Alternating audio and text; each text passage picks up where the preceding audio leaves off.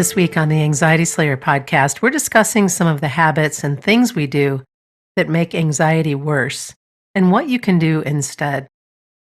Hey, Ananga, it's good to be with you again this week. Hey, Shan.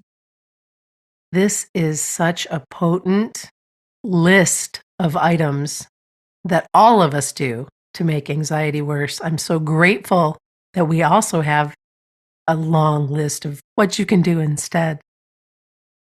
Yeah, it's an easy list to make, isn't it, really? Mm-hmm. Anxiety can sneak up on us and we can find ourselves just wanting to avoid. That's the first thing on our list, avoidance. We can get caught up in scrolling. We can go to our phone and think, oh, just check in on a certain person. And then before we know it, time has passed and we've scrolled through so many things to distract ourselves and just try and take ourselves away from that awful experience of anxiety, but not a healthy choice, not a choice that serves us well. And the anxiety's right there waiting for us as soon as our attention is freed up. Yeah, I found myself in the past kind of looping, doing the social media loop, moving from one platform to the next, to the next, to the next, and then coming back around again. And then being like, okay, what are you doing? Yeah. And how much time have I just let slip away when I could have been perhaps doing something more creative, something more supportive, something that would not put me in that space of being in distraction or suppressing my feelings, but doing something better. It's so easy as well now. Right by our hand, we've got this thing that will divert us. And I don't know how many times we pick them up a day. People have looked into it. It's a lot. It's just too easy to go down that rabbit hole. I read a book last summer called Stolen Focus. And the guy shared that he took himself off to a remote area and just put his phone aside and kind of came back to himself and was spending time reading, sitting by the ocean. But he was sharing the journey with that and how habituated we are to being caught up with social media and the other distractions on our phones. And then in the book, he goes on to interview different people who've developed different algorithms, which are really kind of interfering with our lives. And one thing he shared, which you reminded me of, was that somebody developed this programming for infinite scrolling. Mm-hmm. It used to be that you'd come to the end of a page and then you'd kind of make a decision, did you continue or not? And there was that break. Yeah, I'm done now. But infinite scrolling means you just go and go and go. And of course, it's all programmed in for advertising revenue. But he interviewed people that had regretted developing some of the algorithms and programming that are interfering with our lives. Programming there, it's just too easy to fall down the rabbit hole. But only we can protect ourselves, of course. But yeah, it's challenging. Yeah, it is. Another form of avoidance is suppressing our feelings, just pushing them down, pushing them down, pushing them down, and putting on the happy face or the mask to get through the day or to get through work or to not be in confrontation. If you have something going on in relationship, that suppressing of feelings is really not helping you, nor is it helping those underlying feelings of anxiety. Yeah, it can leave us feeling very isolated. I always feel that when we suppress feelings, there's like a rumble under the surface, isn't there? There's like a pressure that's just there beneath our conscious awareness. Mm-hmm. You're aware that it doesn't feel good and we can feel unheard, alone. We can turn in on ourselves more. So often when we share, we find companionship and support and ease. Something to look out for. I think in the first half of this episode, we're just kind of naming a few possibilities to be aware of our tendencies. Mm-hmm. Yeah. And of course, there's numbing anxiety or trying to numb it, whether that be with food or, again, with the distraction we already shared by scrolling or by throwing yourself into something that takes your mind off. of anxiety, and I won't say that's always a bad thing, it's just the numbing piece doesn't work. Facing what's happening is gonna be a much better way for you to move forward, but that numbing, whether it be alcohol, whether it be, drugs, food, TV, TV, yeah. getting hooked into a series that takes you away from feeling your own feelings. Video games, Yeah. they're very cleverly programmed too. Many of them role playing games to give an immersive experience where you can enter into somebody else's world and you're not living in your own discomfort. And that can be very addictive. Boy, that makes me think of the old-timey soap operas that people used to watch, or maybe they still do, many, many years ago, that to get, embroiled in somebody else's storyline. I Yeah, sometimes think about those characters who've played roles for the better part of their lives, if they know who they are or if they've become the character they've been portraying. I've thought about that too. Yeah. It's so immersive. So, yeah, some common ways we can avoid and pushing through. I just need to keep busy. I just need to keep going. That can also be a form of avoidance. Sometimes it's helpful to lean in, but if we are really pushing through and negating our own feelings and needs for support, then that can also be avoidance, just keeping busy. And then we need to be mindful of how easy it is to get caught by anxiety's propaganda. And that begins with believing our own thoughts, believing our anxious thoughts and what is running through our mind. We've talked about that many, many times over the years, to not believe everything you think. Yeah, I heard somebody, an author I like, describe the mind as being like a sneaky ventriloquist. Mm, And he said there's a certain point where the mind talks not in the first person. It'll say you and it'll make suggestions. But he said at a certain point it flips. And it's like a sneaky ventriloquist that will start speaking in the first person. And his recommendation was to catch it before it does that. yeah. And yeah, it's awful. Once our mind has our attention with anxious thoughts, it really can escalate very quickly into a horrible experience, very physical as well as mental. So definitely something to look out for. And I love that question. Is this true? Or who's speaking this? Or where is this coming from? Getting in that space of really questioning. And at least for me, it can stop anxiety pretty quickly Hmm. when I don't fall into that belief.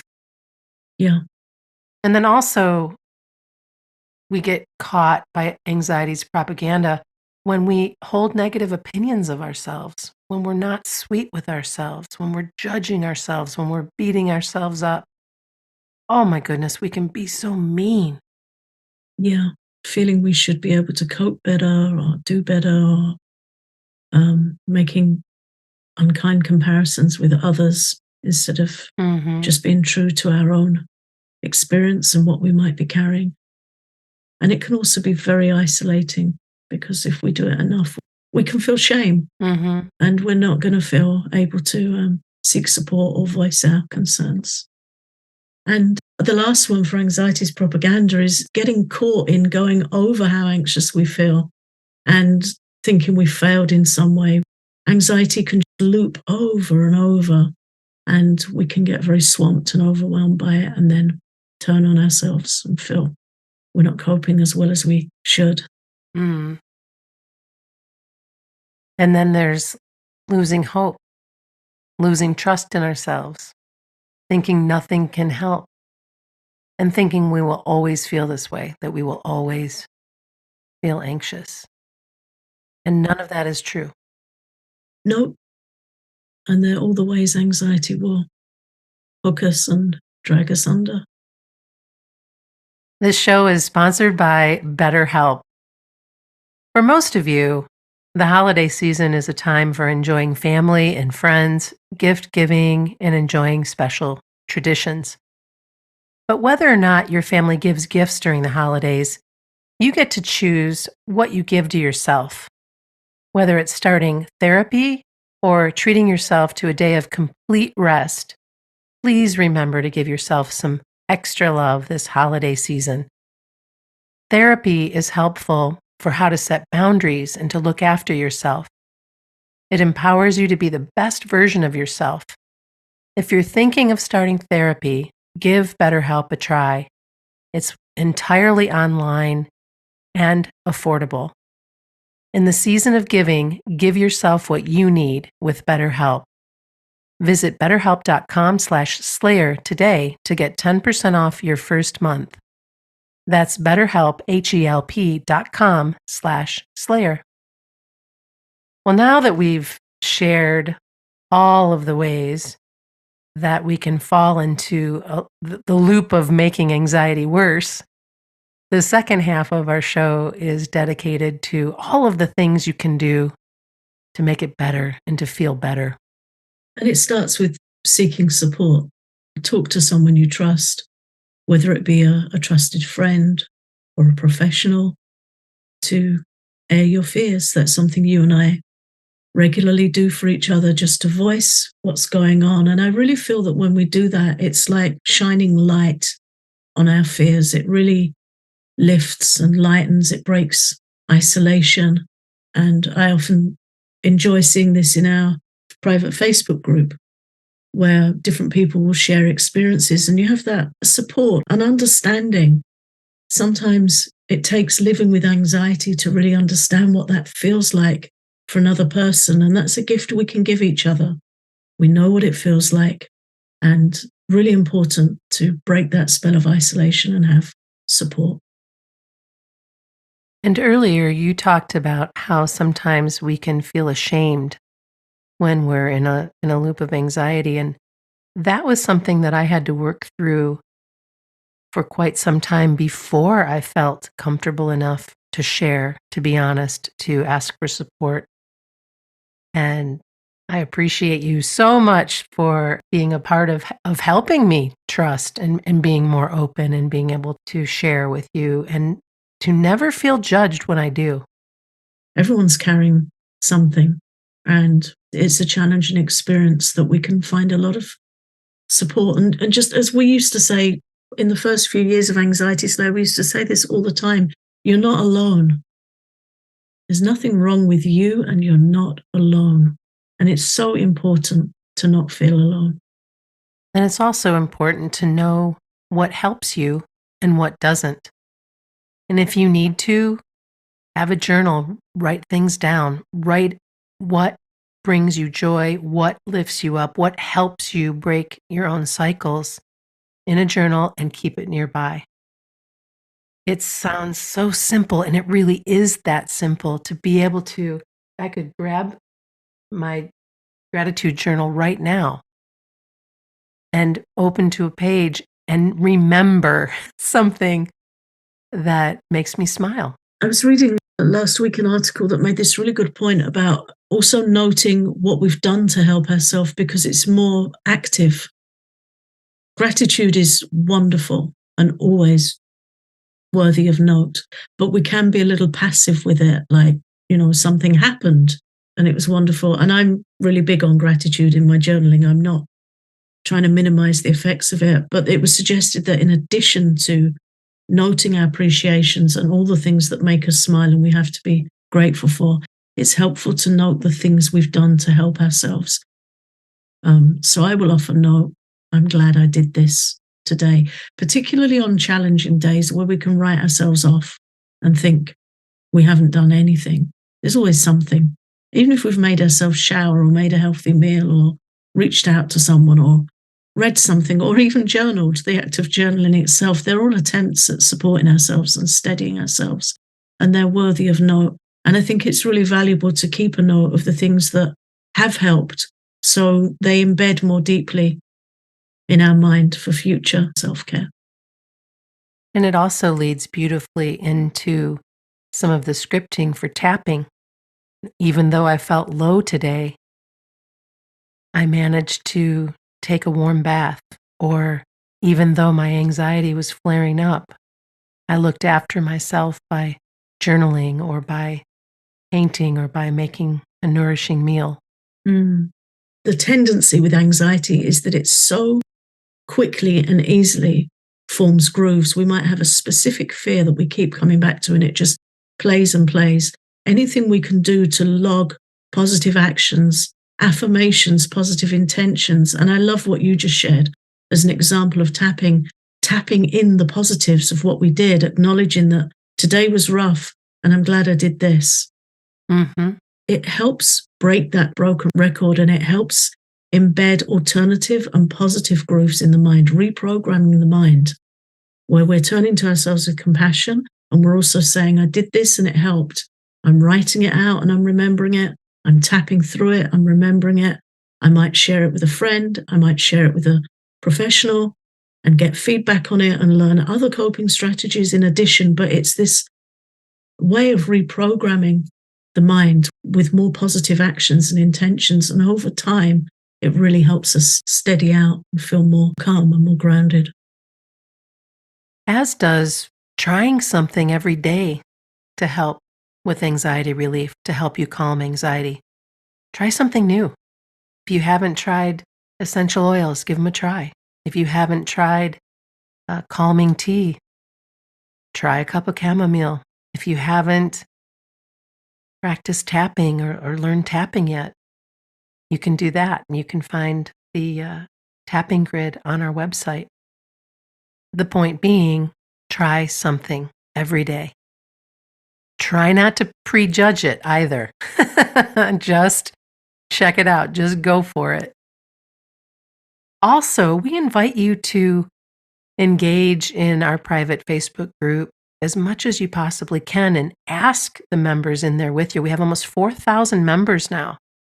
Ask them what's helping them, what choices they're making, what practices they're using to help them lift their mood and feel more calm and relaxed. Also, what helps is find help to change the way you view anxiety. Sometimes we unconsciously give anxiety more power. We can fight it, as we shared last week, which gives it more energy and feeds into it.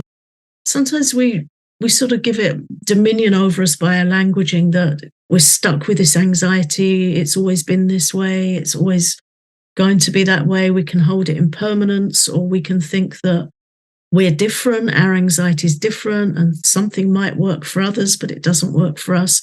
This is all part of the nature of the anxious mind. It can fall into exhaustion and into these negative dialogues, which just hold us in that unwanted state, in that unwanted experience of anxiety.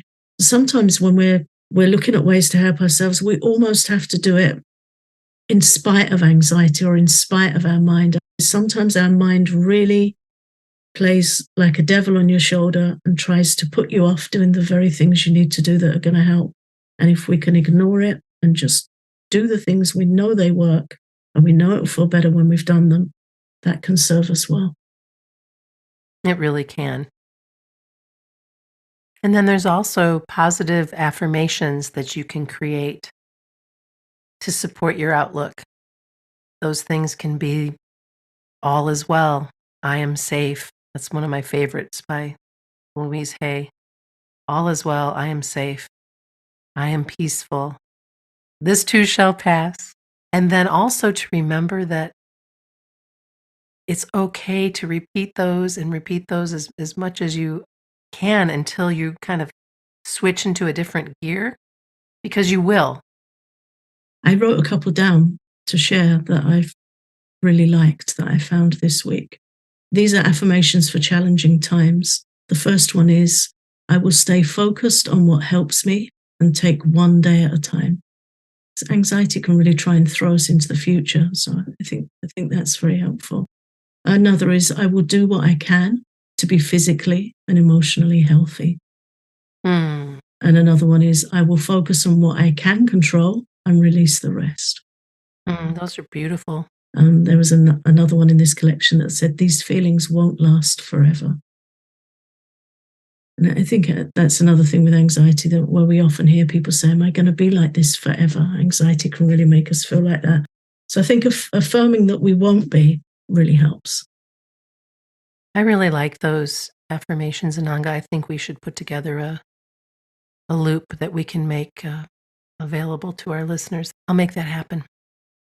If you want to receive more anxiety support, you're welcome to visit our Patreon, where you can get a deeper dive into some of the topics we cover, as well as over 200 downloads, including all of our guided relaxations. You can learn more at patreon.com/anxietyslayer. Thanks for listening.